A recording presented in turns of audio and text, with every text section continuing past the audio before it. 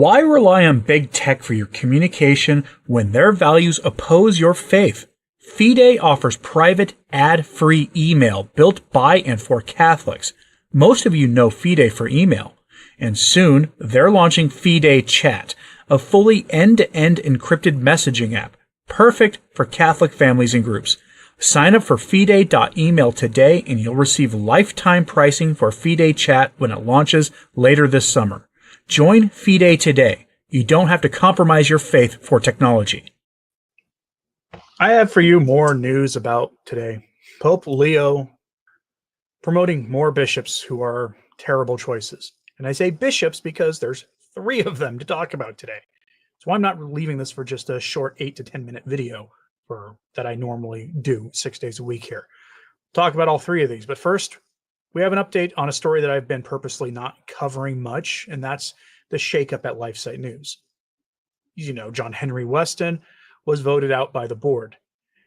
Well, they had an emergency meeting, probably in response to him informing the members of the board that what they had done was illegal in some manner or another. And so we have this update posted to LifeSite News. Under the headline, John Henry Weston restored as LifeSite president and CEO. The board of directors' decision was announced yesterday on Friday, after a vote. I'm just going to read you this position. This is practically it's 2 sentences. The LifeSite News board of directors voted today to restore John Henry Weston to his former position. John Henry Weston has been recognized by the board as the president and CEO of LifeSiteNews.com Incorporated, subject to administrative review and investigation, end quote. I don't expect this is going to last very long, that he's going to be back and running LifeSite for very long, because it says there at the end, subject to administrative review and investigation. If you look at the statements that were made in the aftermath of him being removed by people associated with LifeSite, it's became very quickly a mess. And it showed that what some would call were biased motivations for getting rid of him. So now, but there were also some accusations leveled against him as well. And so they're going to, it sounds like, investigate those. So I don't expect this is going to last very long. It's also caused me to reassess a little bit how much I use LifeSite, but I can't completely abandon using them because I use America Magazine and the National Catholic Reporter and some other atrocious websites for my sources. So it's a high bar to set for if I'm using them to not use LifeSite. But some of the reporting since they got rid of him has been a little on the not questionable in terms of journalism side, but they're not a straight journalism website. They never have been. They are news with views. They have a perspective. That's kind of the problem. It's become more, I don't know, just wishy-washy, at least in my assessment. And I could be wrong about that. Let me know if you think I'm wrong or right. But it's causing me to use LifeSite in a different way. But now John Henry Weston is back. And maybe, just maybe, he'll stay there forever. We don't know. But I don't expect it to last very long. Now, the only other thing I'll show you on that story was posted by Stephen Cox, who was a former writer who was canned the day before John Henry Weston was.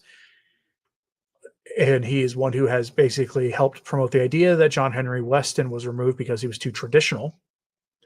He posted a screenshot that John Henry Weston posted to, I want to say Truth Social, but I'm not sure. It wasn't on his X account. He says, "Good to be back with all of you. Missed you. My dear friends and staff at All Staff Team, the board of directors has voted today to restore me to my former position.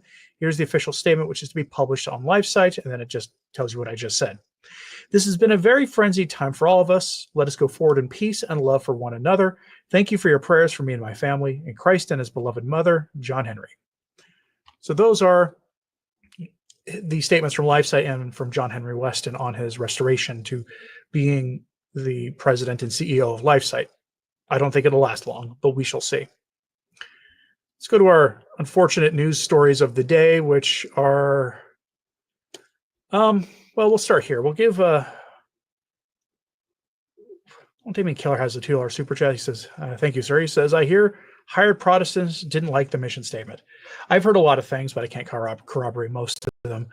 But just observing what has publicly been said, it wasn't exactly the most reassuring. It was objectively not handled well.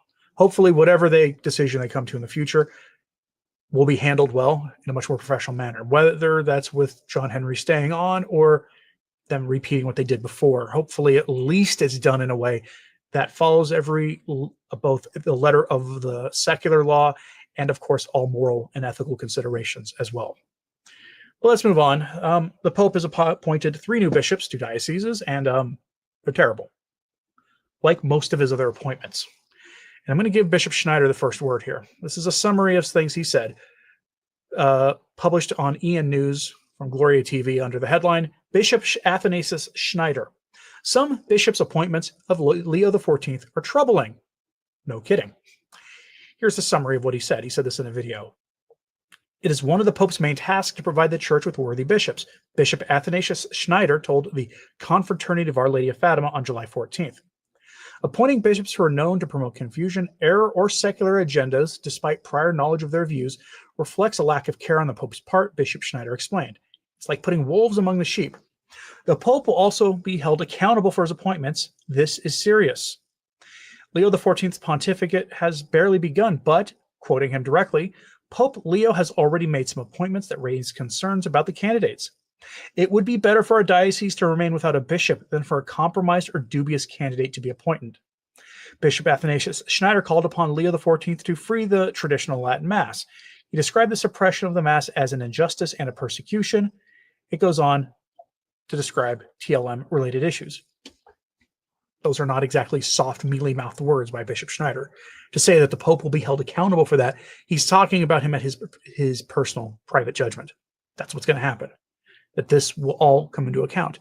And there have been a whole host of bad ones, not just 1 or 2 who slipped through the cracks. Enough that we have to ask the question, are we going to believe Pope Leo when he told us on the Loggia, May 8th, the day he was introduced to the Church as the Pope, that he was continuing the work that Pope Francis started of reforming the Church? Are we going to believe him? So we go again. These are mostly posted to Gloria TV because, remarkably, very few people are wanting to talk about these appointments. We'll start here. Published yesterday to Gloria TV under the headline, Leo XIV confirms Cardinal who is, quote, much worse than Tuco until age 80. Much worse than Cardinal Victor Manuel Fernandez, the author of Fiducia Supplicans, the author of the footnote in Amoris Laetitia, the author of the new guidelines for Marian apparitions, the author of a whole host of evil things, including impure poetry that he wrote apparently for teenagers as a priest. I would love to see an investigation to him, a real one. People who write dirty material like that for people who are not of legal age to read that it's especially bad. He shouldn't be writing that stuff at all, to be clear. But he was aiming it at teenagers. And he's now the prefect for the Dicastery of the Doctrine of the Faith, and will probably remain so until August or September, when the Pope is going to emerge from his vacation with his decisions made on who will be running the Roman Curia for him. I will not be surprised either way, if either Fernandez stays or if he's replaced. He's such a divisive figure. Either option, I think, makes sense. But here's the detail on this first bishop. In a homily on July 4th, Cardinal Carlo Castillo of Lima, Peru, said that he had received the Pope's ratification as Archbishop of Lima for 5 years, at least until he turns 80. Here below is a short list of his scandals. He is one of the most notorious anti-Catholic prelates in South America, and the direct opposite of his predecessor, Cardinal Cipriani Thorn, 81, who was of Opus Dei. The latter was immediately retired after turning 75 in 2019. He is a Pachamama cardinal who said no one converts in front of the tabernacle. According to Info Vaticana, Castillo had links to a communist party in Peru. In 2019, De La Sigona wrote that Castillo was much worse than the soft, impure material author Cardinal Tuco Fernandez. In September 2019, a month before the Pachamama debacle in Rome, Castillo led a Pachamama Eucharist in his cathedral, starting with the hymn, Mother Earth, Pachamama, we come to sing to you. In January 2020, Cardinal Castillo said that, quote, no one converts in front of the tabernacle. He's been known to refuse communion in the mouth to people, and he, of course, defends James Martin types mocking Our Lady. In 2025, Castillo defended the blasphemous play Maria Marcion at the Catholic University. That word means James Martin type in Spanish. While Catholics prayed the rosary against the play and the cardinal, he defended the blasphemy. No one has wanted to destroy the image of the Virgin Mary, even though he did align the Virgin Mary with James Martin's cause. He's also known to be a terrible manager of financial just interest in general in his diocese.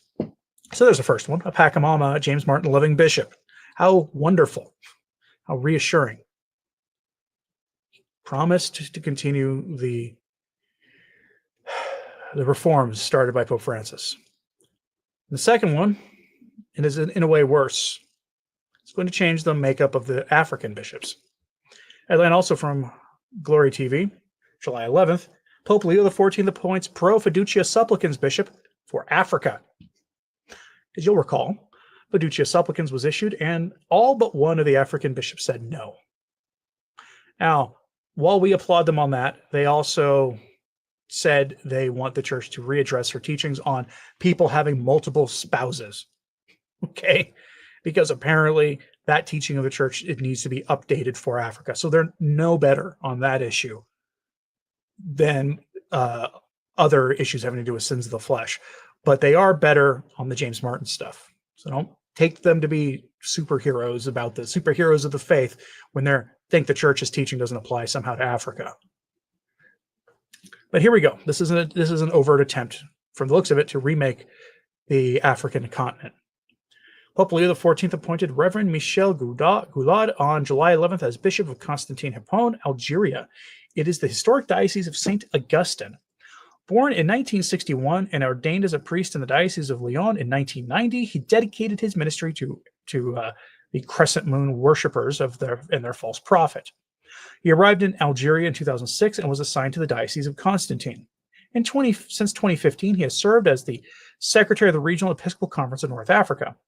In this role, he co-worked a notable statement aimed at challenging the narrative that Africa as a whole is against the blessings of James Martin-type pairings. The Cerna statement contradicted a letter from the Episcopal Conferences of Africa and Madagascar, of which Cerna is a member. The Monsignor admitted talking to LaCroix in October 2024 that North African societies, that way of living in those fake pairings, are inconceivable. Quote, the positive reception of Fiducia supplicants is therefore more theoretical than practical, he said. He also complained that SECUM published their negative response before Cerna had the opportunity to respond positively. In other words, he is someone who has tried to work against what the African bishops were doing on that sin that James Martin has such an unhealthy interest in for a Catholic priest. He is now a bishop in Africa. So Fiducia supplicans gets represented as an issue, the African bishops won't be nearly as united as they were before. Now, they're operating with an exception to the rule, but that's about it. We'll see how long that lasts. Now we go to the third bishop. Let's see here. Headline again from Glory TV. Leo XIV promotes pro-James Martin bishop, Francis's man in Spain. Monsignor Jose Antonio Satue Huerto, 57, current bishop of Teruel and Alberchin, will be appointed as bishop of Malaga tomorrow. This was a couple weeks ago. Another terrible personnel decision that reveals what Pope Leo XIV wants for the church. Now, Gloria TV is news with views. They don't hide their views, as you can tell from that paragraph. The bishop was ordained as a priest of the Diocese of Huesca. He served as Vicar General of Huesca from 2004 to 2009 under Bishop Jesus Sanz Montes, 17. Sanz is now Archbishop of Oviedo and is considered one of the most conservative prelates in Spain. However, this bishop worked as Vicar General against his own bishop. He wrote an anonymous letter criticizing the bishop's tenure. His own bishop, whom he served under, is sent it to the diocesan clergy. Bishop Sanz discovered this and dismissed him as Vicar General. He became a parish priest. Then Satu took his Bishop Sanz to canonical trial, but this led nowhere. The details of the process are not public. The Monsignor has risen quickly during Francis's pontificate.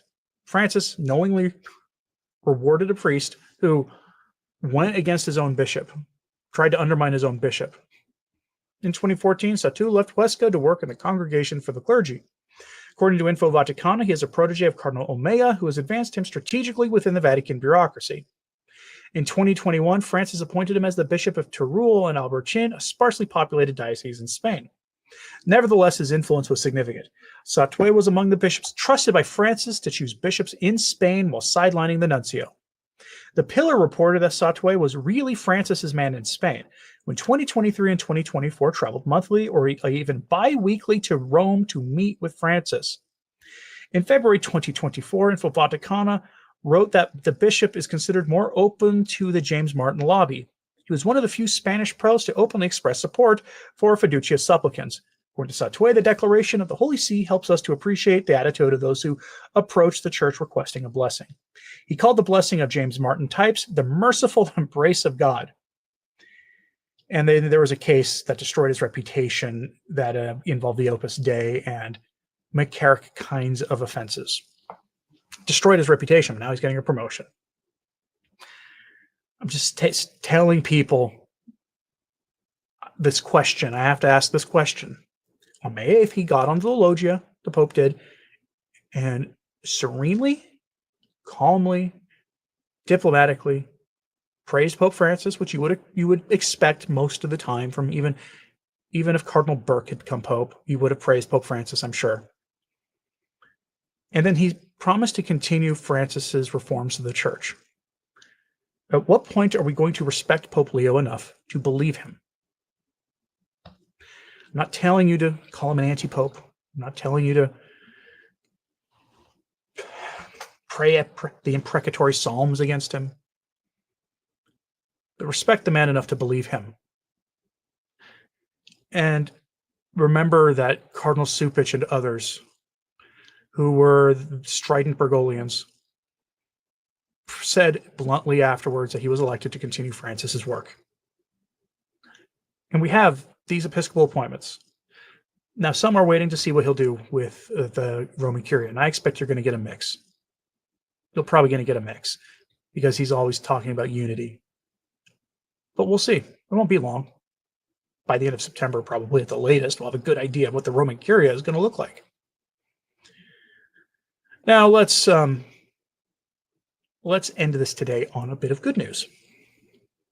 Never let it be said that I don't give you good news. It's given my attention on X.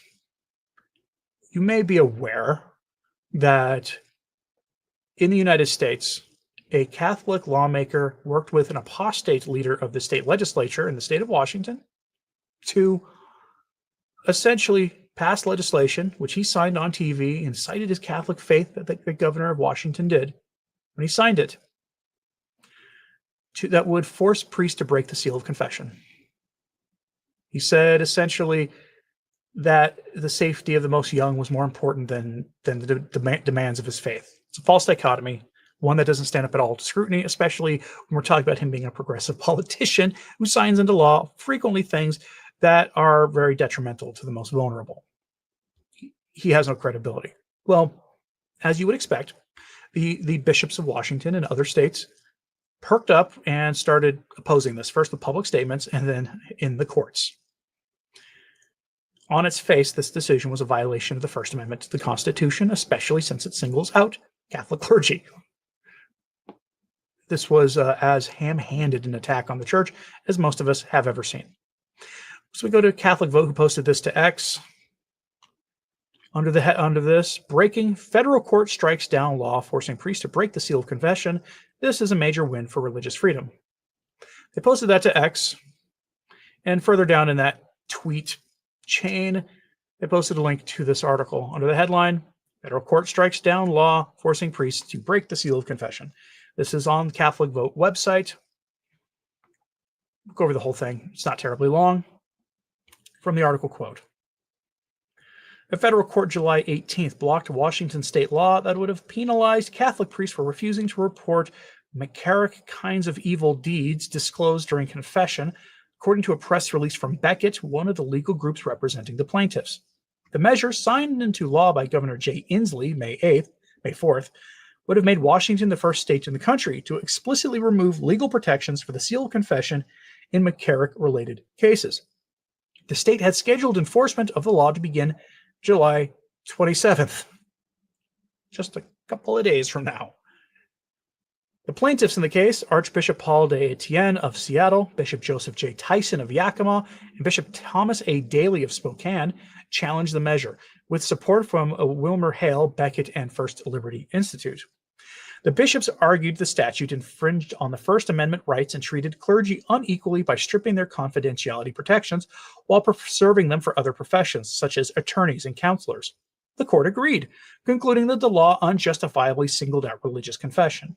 It found that the state was, quote, unable to explain why clergy were targeted, while secular confidentiality remained intact. For centuries, Catholic faithful around the world have sought reconciliation with God through the sacrament of confession. Gene Hill, executive director of the Washington State Catholic Conference, said in the release, "This ruling protects that sacred space and ensures that Washingtonians of all religious stripes can live out their beliefs in peace." The blocked law would have imposed up to 364 days in jail, a $5,000 fine, and civil penalties on priests who refuse to report information learned solely in the confessional, violating church law, which holds the sealed confessional inviolable and mandates automatic excommunication for any priest who breaks it. So in other words, this law would have imposed your choice of 364 days in jail, a $5,000 fine, and civil penalties on priests who refuse to do this, or they can be excommunicated and lose their souls in the process. Federal authorities had also raised constitutional concerns. Shortly after the governor signed the measure into the law, the U.S. Department of Justice launched a civil rights investigation, warning that the statute appears on its face to violate the First Amendment. In response to the ruling, Mark Renzi, president of Beckett, stated that the decision reaffirmed a fundamental American principle. "In America, government officials have no business prying into the confessional," he said. "This is a win, not just for Catholics, but for anyone who values religious freedom." There's your good news story of the day. The state may appeal. I invite them to. I'd love to see this one go to this Supreme Court. Can you imagine this Supreme Court? This would not, I don't think, be a 6-3 decision. I think this would be a 7-2 or even an 8-1 decision. A 9-0 decision is unlikely, given that you have Jackson on the court, who has been shredded by both one of her own ideological colleagues as well as by one of the conservatives as being essentially unfit to be on the bench. So probably 8-1 as a decision. But it's good news. There's no way to slice that story. It is good news that that person or that case has been rejected by the courts. And I hope the governor instructs the state of Washington to appeal to the Supreme Court. That would make my day. I'm curious what you think about this, though, so let me know in the comments. Are you surprised by that outcome? This is the outcome, basically, that I expected, and I think I predicted it back on late June or early July when I reported on this story, that they were going to find themselves before the courts. It was inevitable that they were going to find themselves before the courts. This happened a little faster than I thought. Typically, the courts take longer to respond than this. But maybe now that the Supreme Court has told most of these different state and federal courts that they don't have the power to overturn executive branches or executive decisions for the entire country, maybe now they have the time to address other things that are actually in their wheelhouse, as opposed to trying to take the authority of the Supreme Court from it or trying to rule the entire country from their own bench. I know many of you expected the same outcome, but I'm curious, though, if you expect this to go any further, do you expect this will stop the state of Washington from trying this nonsense again? I remember watching the press release, or the press conference on May 4th or 5th when I covered this story initially on this channel in the live stream. The governor and that apostate legislature who wrote the document, who wrote the law, they sounded determined to get this through. Bound and determined. And so I expect next year we will see this ugly bill return if it doesn't go further into the legal system. Perhaps they will take all religious confidentiality away from all religious groups. Maybe they'll take it also away from doctors and psychiatrists and psychologists. So that's who has most of the and lawyers, of course, those privileges for confidentiality. Maybe that's what they'll try to do. And then they'll have not only the Catholic Church and every other religious denomination in court working against them, they'll also have lawyers associations, and they'll have all the medical associations. That would be an interesting court case to see. Probably the progressive left will lose that one in court as well. I don't like getting ideological here, partisan, but this is that kind of an issue. because that side of the aisle has had it on their list of things to do to make it so your priest has to tell them what you said in the confessional under certain circumstances. And while I'm generally not a slippery slope type when it comes to this issue, because generally speaking, the state is only interested in a few things. They're not going to care about the typical stuff that a typical Catholic confesses. But it does stand to reason that they will take one criminal act, require that to be the seal to be broken for that, and then add others after that. And therein lies some problems. Now, on the flip side of that, I guarantee you, if you were to go into the confessional and to confess to a priest that you had done McCarrick type things, any halfway competent priest would deny you absolution until you turned yourself in, and then would tell you to call him while you're sitting in your jail cell awaiting processing or whatever it is they have for you, and then he will absolve you at that time after you've gone to the system and turned yourself in for that sin and for as well as many other criminal acts. So again, I don't know why they thought they had to do this, because they didn't have to do this. They chose to do this because there's an antipathy towards not just the Catholic Church, but religion more broadly, but it's especially to the Catholic Church, because with the Church's central claim, the Church being founded on the rock of Peter by Jesus Christ himself, with a visible hierarchy, and because it was established in that way, has real claim to teaching authority on morality. And morality underscores civilization itself. And a certain side of the ideological spectrum thinks it can determine the course of human history and everything else. That's what this is about. Destroy the Church's morality and destroy the Church. You force the Church to deny its own claims in a concrete way, you destroy the Church, or leave it as a hollowed out husk unable to resist. This was a nice victory for the bishops. Let's hope that they get more. I'm curious what you have to say about this. Let me know in the comments, please. Like and subscribe if you haven't. It absolutely helps. Sharing this on social media helps too. Say it again, as I always do. I'm not here to whip you up against any of the figures in the hierarchy we spoke about today. Pray for all of them. Pray for all of them. I'm Anthony Stine. Ave Maria.